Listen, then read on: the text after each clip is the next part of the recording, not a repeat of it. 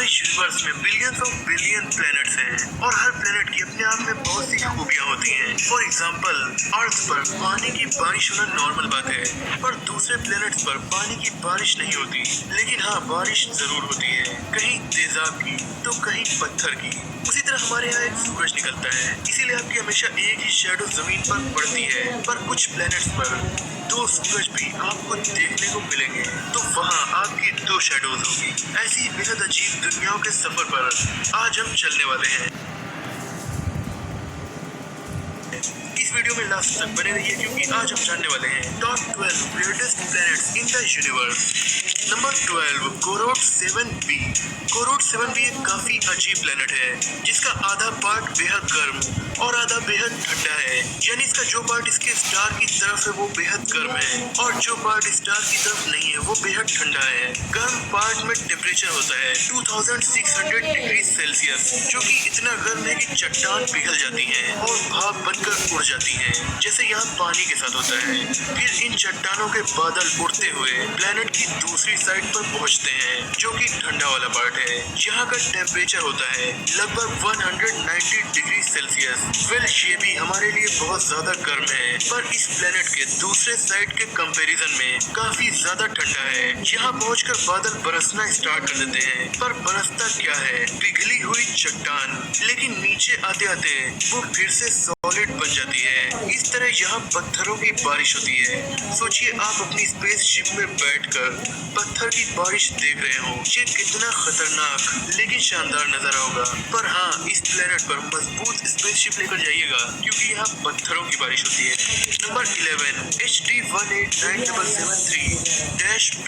ये प्लेनेट हमसे 63 light years की दूरी पर मौजूद है और हमारे सोलर सिस्टम के सबसे बड़े प्लेनेट यानी जुपिटर से थोड़ा बड़ा है। अगर आप इसे दूर से देखें तो ये आपको बेहद खूबसूरत लगेगा, क्योंकि ये भी एक ब्लू प्लेनेट है जो दिखने में थोड़ा थोड़ा हमारी अर्थ की तरह लगता है।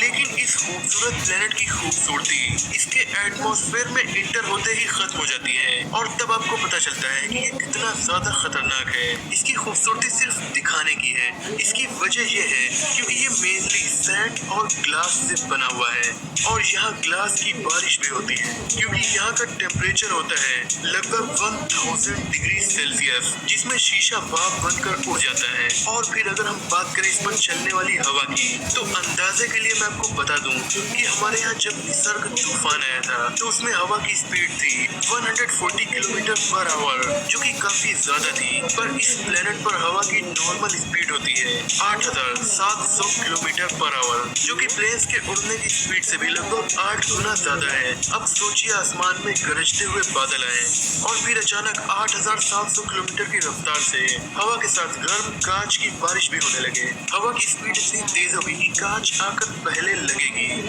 आवाज बाद में आएगी।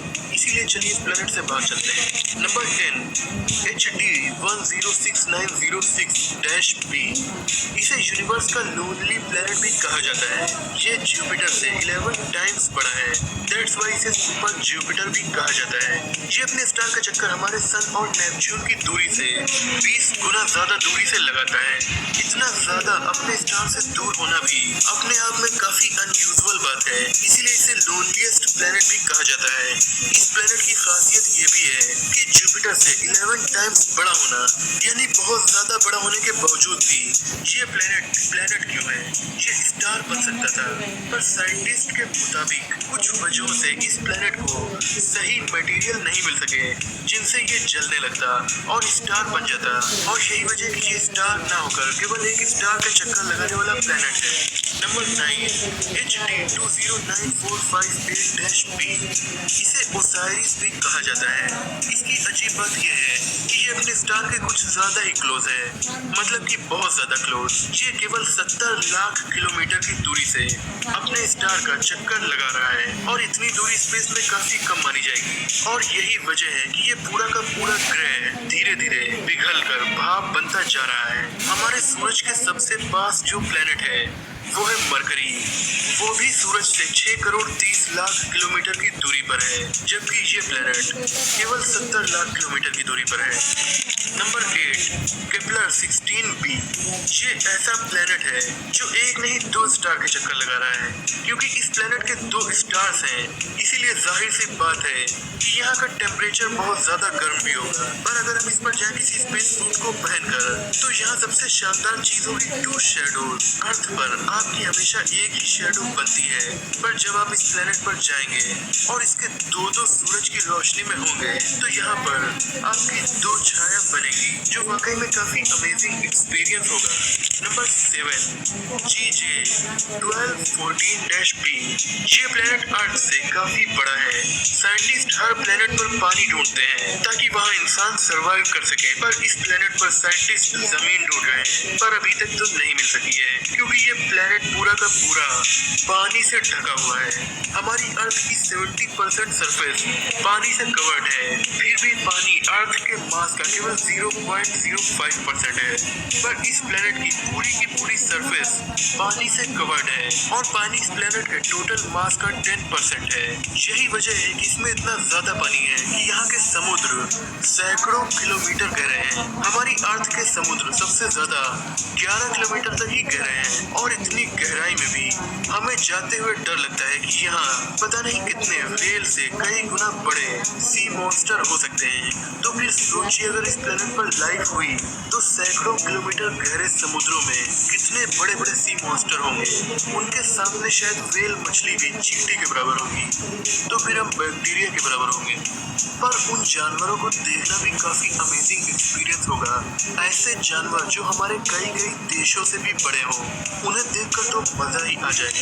नंबर 6 टाइटन प्लैनेट्स तो बहुत जान लिए, पर हम आज की करंट टेक्नोलॉजी से उन तक नहीं पहुंच सकते। अब मैं आपको बताता हूँ एक चांद के बारे में, जहाँ हम करंट टेक्नोलॉजी से पहुंच भी सकते हैं। ये है हमारे सैटर्न यानी शनि ग्रह का चांद। इसकी एटमॉस्फेयर काफी थिक है, इस पर नदियां हैं, झीलें हैं और यहाँ पर बारिश भी होती है। इनफैक्ट अगर ये किसी ग्रह का चक्कर ना लगा रहा होता तो आप इसे आसानी से एक प्लेनेट कह सकते थे। ये सब अर्थ के जैसा होने के बावजूद इस प्लेनेट पर टेम्परेचर बहुत ज्यादा कम है, जो कि है -179 डिग्री सेल्सियस, जो आपकी नसों को भी जमा देगा। और ये टेम्परेचर पानी को चट्टान की तरह जमा सकता है, पर मीथेन इतने टेम्परेचर में नहीं जमती।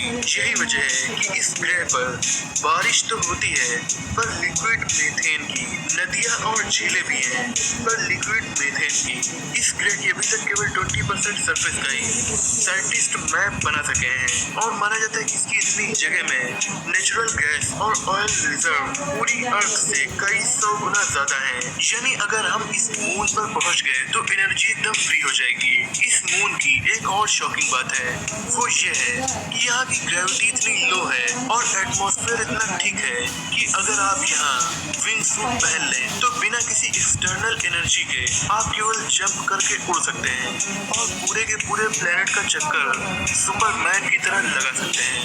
यानी कि इस ग्रह पर जाकर आप सुपरमैन बन जाएंगे। नंबर 5 केपलर 1b ये प्लेनेट कुछ ज्यादा ही डार्क है। ये इतना डार्क है कि हमें सही से दिखता भी नहीं। इसका साइज जुपिटर से थोड़ा बड़ा है और ये एक गैस जायंट है। काफी ज्यादा गर्म होने की वजह से इसे हॉट जुपिटर भी कहा जाता है।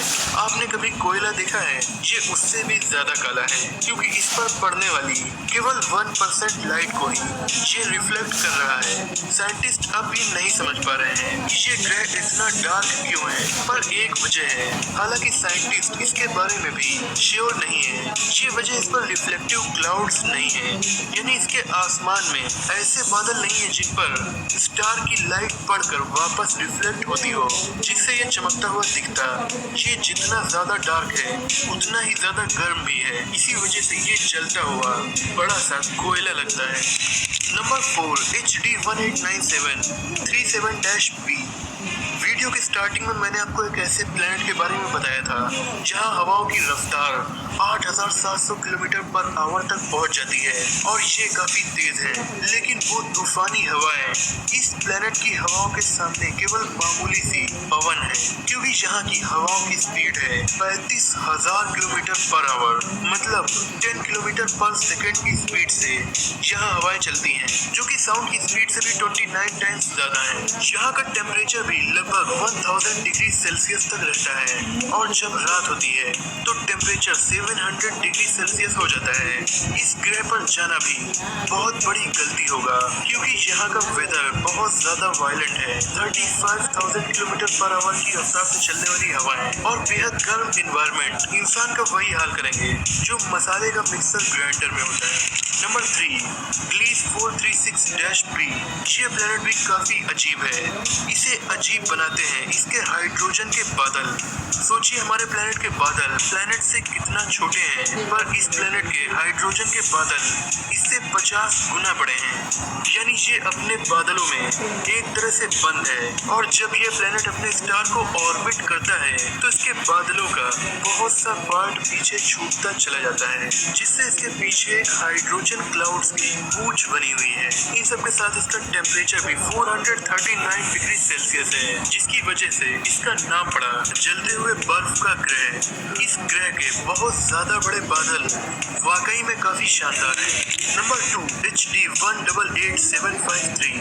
इस प्लेनेट पर आपकी 2 नहीं 3 शैडो बनेगी क्योंकि ये बहुत ही ज्यादा पेचीदा स्टार सिस्टम का हिस्सा है। ये जिस तारे का चक्कर लगा रहा है वो तारा भी एक तारे का चक्कर लगा रहा है और वो तारा भी एक तारे का चक्कर लगा रहा है। मतलब सब एक दूसरे के चारों तरफ घूम ही रहे हैं। अगर आप यहाँ जाएं तो इस ग्रह पर 3 सूरज एक वक्त में निकले हुए आपको दिखाई देंगे, पर यहाँ भी सर्वाइव करने के लिए स्पेस सूट लेकर जरूर जाइएगा क्योंकि 3 स्टार का एक साथ चक्कर लगाने के साथ ही ये अपने स्टार के काफी करीब भी है। हमारी अर्थ सन के जितना करीब है ये उससे 20 गुना ज्यादा अपने स्टार के नजदीक है। Number 1, केल्ट 9-b। ये प्लेनेट दोस्तों इतना ज्यादा गर्म है इसकी गर्मी के सामने बड़े बड़े स्टार भी शर्मा जाए। ये बहुत तेज चलता है और जुपिटर के साइज का ये प्लेनेट केवल 1.5 दिन में ही अपने ग्रह का एक चक्कर लगा लेता है। वाओ, ये प्लेनेट जिस स्टार का चक्कर लगा रहा है वो स्टार हमारे सूरज से 2 गुना बड़ा है और 2 गुना गर्म भी है। इस प्लेनेट का टेम्परेचर है लगभग 4327 डिग्री सेल्सियस। हमारे सूरज का सरफेस टेम्परेचर है लगभग 5500 डिग्री सेल्सियस। यानी इस प्लेनेट का सरफेस टेम्परेचर हमारे सूरज से बस थोड़ा ही कम है, लेकिन बहुत से स्टार का टेम्परेचर इतना भी नहीं होता। यही वजह है कि ये प्लेनेट बहुत से स्टार से भी ज्यादा गर्म है और काफी अजीब है। दोस्तों आपको इनमें से कौन सा प्लेनेट सबसे ज्यादा अजीब लगा कमेंट में हमें जरूर बताइएगा। मुझे तो 100 किलोमीटर गहरे समुद्रों वाला लगा। अगर आपको ये वीडियो पसंद आई हो तो इसे लाइक और शेयर कीजिए। ऐसे इंटरेस्टिंग टॉपिक्स पर नॉलेजफुल वीडियोस देखने के लिए हमारे चैनल को सब्सक्राइब करके बेल आइकन को दबा दीजिए। लेटेस्ट अपडेट्स के लिए हमें इंस्टाग्राम पर भी फॉलो कर सकते हैं। मिलते हैं अगली वीडियो में, तब तक के लिए अपना और अपनों का ख्याल रखिए।